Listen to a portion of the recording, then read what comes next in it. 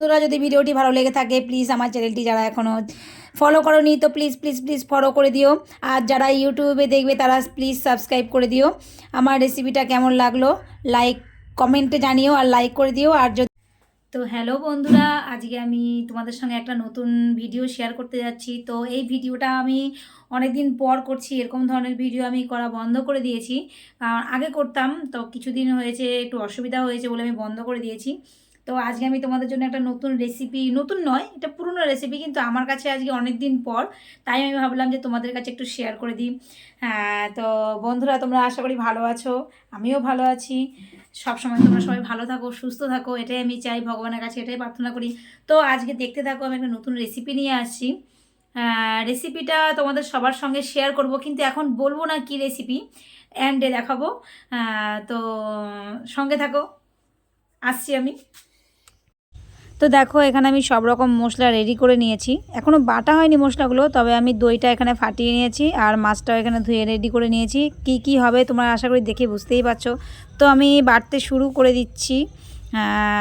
সব রেডি করে নেওয়ার পর আমি মশলাগুলো বেটে বেটে সব রেডি করে নেব এবার। তো দেখতে থাকো তোমরা। দেখো আমার মশলাগুলো সব বাটা হয়ে গেছে, রেডি করে নিয়েছি আমি, সব কেটে টমেটোটা কেটে নিয়েছি, পেঁয়াজটাকেও বেটে নিয়েছি।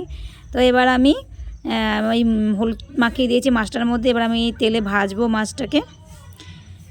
তেল আপাতত একটু গরম হয়ে গেছে, মাছ দিয়ে দিলাম। এবার মাছটাতে ভাজা হয়ে গেলে আস্তে আস্তে টুকটুক করে আমি অল্প অল্প করে মাছগুলোকে সুন্দর করে ভেজে নেব।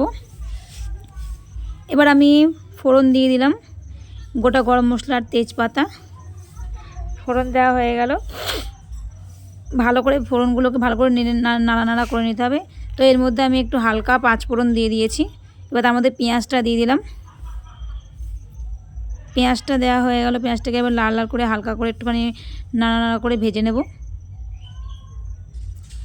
টমেটোটা দিয়ে দিলাম আর লঙ্কা বাটাটা যেটা করে রেখেছিলাম আমি, কাঁচা লঙ্কা বাটা, সেই কাঁচা লঙ্কা বাটাটা টমেটোটা দিয়ে দিলাম। পরিমাণ মতো নুন দিয়ে দিলাম। আর যে আমি পোস্ত, সর্ষে আর সব রকম মশলা দিয়ে যেটা রেডি করে রেখেছিলাম মশলাটা, সেই গ্রেভিটা আমি দিয়ে দিলাম।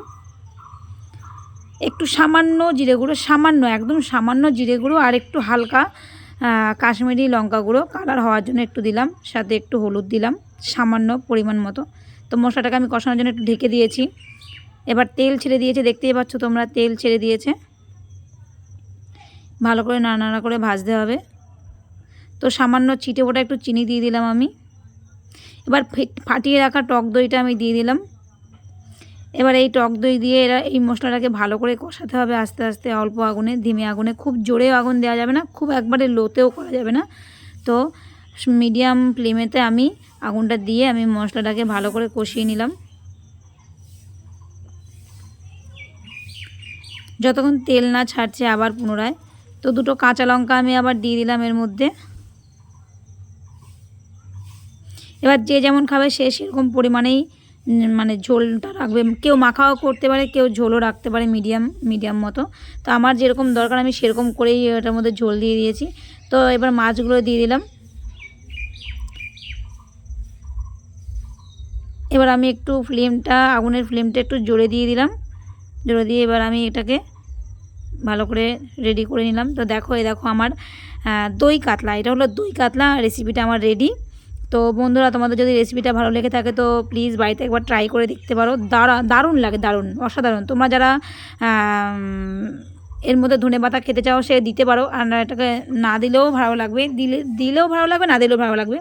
তো যারা আমার এই ভিডিওটা দেখছো প্লিজ যদি ফলো না করে থাকো তো ফলো করে দাও, আর যদি ভালো লেগে থাকে তো লাইক কমেন্টস শেয়ার করে দিও। Thank you.